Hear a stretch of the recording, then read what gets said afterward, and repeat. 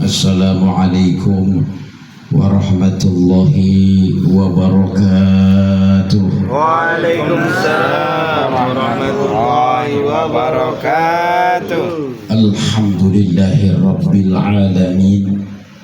Alhamdulillahilladzi arsala rasulahu bil huda wa dinil haqq liyudhhirahu 'ala ad-dini kullihi wa kafaa billahi shahida.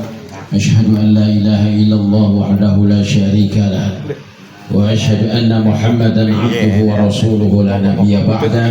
Allahumma shalli wa sallim ala sayyidina Muhammadin wa ala alihi wa sahbihi ajma'in, amma ba'd. Bapak-bapak jamaah majlis zikir tahlil, bil khusus sahibul musibah yang hari ini kita diundang untuk mendoakan almarhum Bapak Agus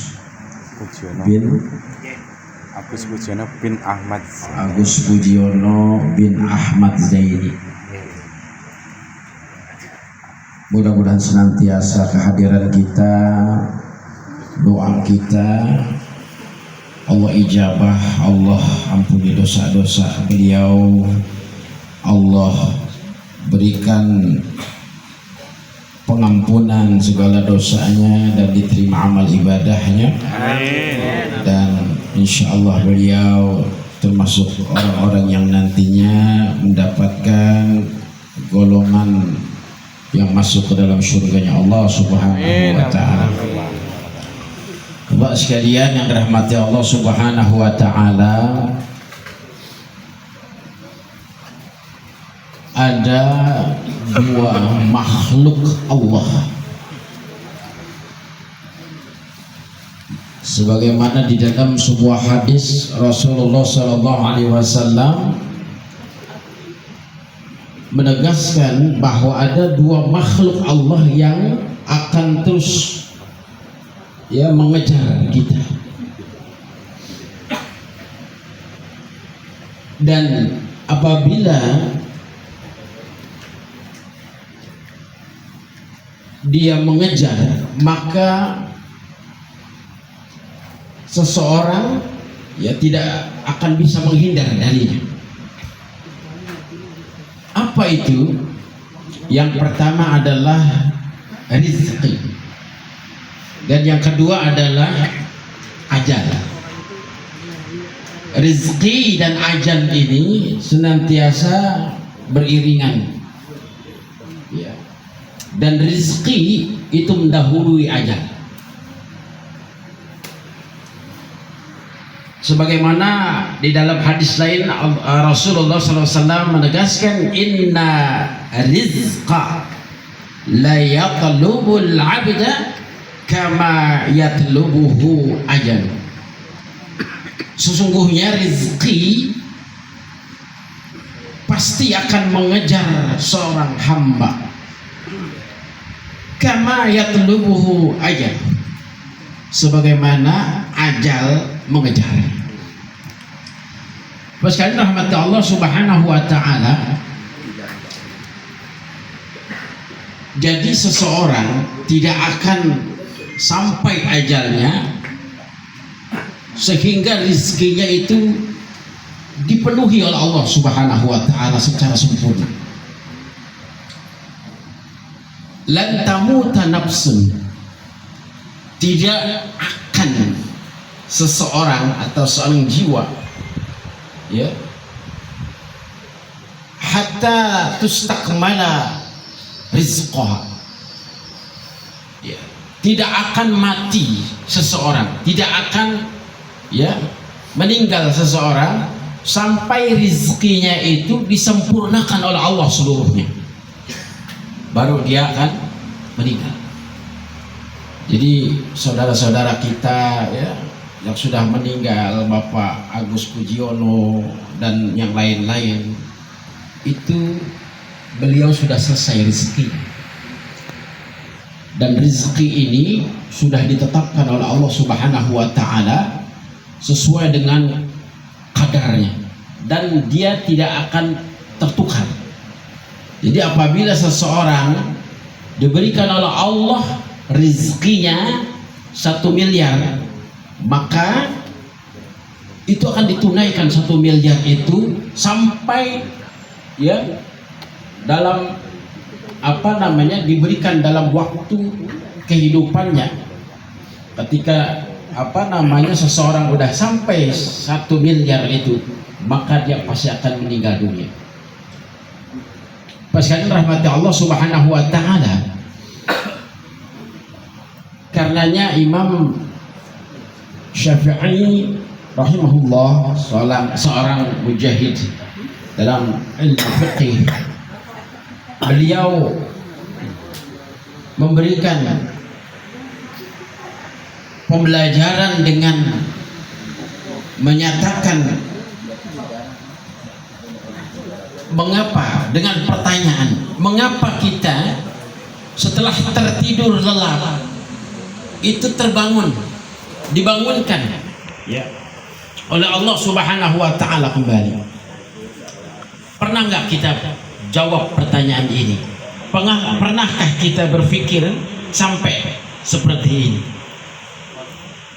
Terkadang jarang orang berpikir sampai di situ, karena memang terlalu banyak kita ini dipadatkan dilenakkan dengan urusan-urusan dunia, sehingga hal-hal seperti pertanyaan seperti ini tidak pernah muncul. Karena memang terkadang kita bangun tidur itu hal yang dianggap lumrah oleh kita. Saking lumrahnya, saking biasanya, itu nggak dianggap sesuatu yang besar. Saking remehnya saking biasanya kita tidak terasa meremehkan hal itu, seolah-olah udah pasti bangun besoknya. Padahal sekalian, tercatat tuh suatu yang waktu itu pernah viral, seorang artis Marissa Haque itu, menurut pengakuan suaminya Ikang Fauzi, itu beliau tidak ada pernah mengeluh sakit. Pada saat itu setelah dia mengerjakan pekerjaan dosennya, karena dia dosen, bilang mau tidur di kamarnya. Setelah bawa 1 jam kemudian suaminya nyusul, kok tidurnya beda dengan biasanya si Marissa Haque ini. Ternyata ketika dibangunkan, ternyata tidak bangun dan diguncang badannya, enggak juga ini. Ternyata pada saat itu langsung dibawa ke rumah sakit. Ketika itu divonis di rumah sakit, ini sudah meninggal dari rumah. Artinya dia tertidur tapi nggak bangun lagi. Dan itu sama dirasakan kayak kita. Marissa Haque itu nggak nyangka bahwa besok itu nggak bangun. Dan itu bisa terjadi pada diri kita. Sangat-sangat mungkin terjadi pada diri kita. Kembali kepada Imam Syafi'i menyatakan, mengapa kita dibangunkan kembali oleh Allah Subhanahu wa taala setelah tertidur lelap? Yang pertama, kata Imam Syafi'i, bahwa Allah bangunkan kita karena Allah masih memberikan kesempatan kepada kita untuk bertaubat dari kesalahan-kesalahan kita, dari dosa-dosa kita. Jadi Allah bangunkan kita setiap pagi itu karena Allah masih ingin menjadikan kesempatan bangun itu untuk bertaubat. Yang kedua, kata Imam Syafi'i, karena rezekinya masih ada, masih Allah belum berikan sempurna, sehingga dia besoknya itu masih bangun lagi. Ketika itu sudah selesai, rezekinya sudah selesai, dan ketika dia meninggal dunia, maka akhirnya tidak ada lagi harapan untuk bertaubat. Imam Al-Ghazali dalam kitabnya Ihya Ulumuddin itu beliau juga menyatakan bahwa kalau saja seseorang atau orang-orang yang meninggal itu dari zaman Nabi Adam sampai nanti akhir zaman, itu ketika dia diberikan permintaan apa yang mereka inginkan, maka mereka tidak lagi menginginkan apapun kecuali satu, dihidupkan kembali walaupun sejenak, walaupun sesaat. Mengapa demikian? Karena memang di alam barzakh itu sudah tidak ada lagi hal-hal yang berarti yang sifatnya keduniawian. Semua yang sifatnya keduniawian, jabatankah, hartakah, semua anak, istri yang cantik, anak yang membanggakan, harta yang mentereng, mobil dan lain sebagainya, itu tidak akan mampu memberikan pertolongan di alam barzakh tadi. Dan itu tidak akan ada yang dibawa satupun, dan tidak ada yang berfaedah kecuali amal. Karenanya mereka, orang-orang yang mati itu, ketika diberikan, ditanya ingin apa, dia nggak akan ingin yang lain kecuali dihidupkan kembali. Kenapa demikian? Karena betapa berharganya kehidupan itu. Karena bisa mereka akan melakukan apa yang diberikan sesaat itu, dia akan lakukan dengan bertaubat kepada Allah. Dia akan lakukan amal-amal soleh walaupun cuma sesaat saja. Di dalam Al-Quran disebutkan di dalam surah Al-Munafiqun, Allah Subhanahu wa Ta'ala menegaskan atau memberikan isyarat di situ, wa anfiqu mimma razaqnakum min qabli an ya'ti ahadakumul maut.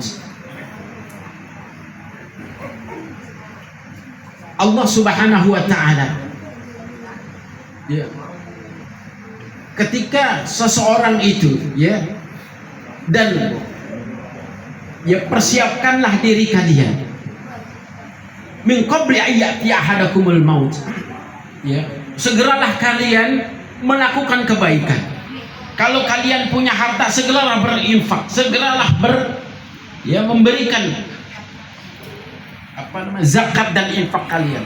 Kalau kalian masih hidup, berikanlah lakukanlah kebaikan-kebaikan sebelum ajal kalian datang. Karena ketika ajal itu datang, maka laula akhartani ila ajalin qarib. Mereka berkata, orang-orang itu berkata, menyesal, ya Allah, tunda dulu sebentar saja ajal ini, jangan jadikan aku, jangan cabut nyawaku, ya, berikan sesaat saja, kembali aku akan melakukan fasadaqo aku minas salihin, pasti aku akan berbuat baik ya Allah, aku akan perbaiki diri, aku akan bertobat dan lain sebagainya. Tapi Allah katakan ketika ajal itu sudah sampai, wala yuakhirullahu nafsan idza jaa ajaluha, tidak sekali-kali kata Allah. Kalau orang sudah sampai ajalnya, dan ajal itu adalah batas kehidupan seseorang, itu tidak akan bisa dirubah. Detik itu dia akan mati. Disebutkan dalam Al-Quran, idza jaa ajaluhum la yastakhiruna sa'atan wa la yastaqdimun. Apabila ajal telah datang, maka seseorang tidak akan bisa mendahulukannya maupun menundanya. Pada tahun itu, pada bulan itu, pada minggu itu, pada hari itu, pada jam itu, pada menit itu, pada detik itu, tidak berkurang sedikit pun ke samping, ke kanan, tidak berkurang. Detik itu dia akan mati. Dan ketika itulah yang berbicara adalah amal ibadah kita. Semua apa yang kita usahakan di dunia ini, baik apa yang kita kumpulkan itu, baik berupa harta kita yang mungkin banyak, rumah kita yang kita kumpulkan, kendaraan yang begitu mewah, anak kita yang kita banggakan, istri kita yang mendukung kita, itu semua akan kita tinggalkan dan tidak ada yang berarti apa-apa kecuali amal soleh yang kita lakukan ketika kita masih hidup. Insya Allah itulah yang akan berfaedah pada diri kita. Saudaraku sekalian yang dirahmati Allah, kehidupan yang Allah berikan ini adalah anugerah yang begitu besar dari Allah, karena ini diminati oleh setiap orang yang mati, yang telah meninggal dunia mendahului kita, baik nanti dari zaman Nabi Adam sampai nanti akhir zaman. Cuma satu permintaan mereka, dikembalikan dalam kehidupan barang sesaat saja. Kita Allah berikan anugerah itu saat ini. Kita masih diberikan oleh Allah hayat, masih dikandung badan. Allah masih memberikan kesempatan. Ketika kita bangun besok hari, tandanya kata Imam Syafi'i, yang pertama Allah ingin memberikan kesempatan untuk kita bertaubat, memperbaiki diri untuk melakukan kebaikan-kebaikan. Yang kedua adalah karena memang rezeki kita masih ada. Sekalian rahmati Allah Subhanahu wa taala, kiranya ini yang bisa saya sampaikan, khusus nasihat untuk diri saya dan juga bagi orang-orang yang yakin akan kehidupan akhirat.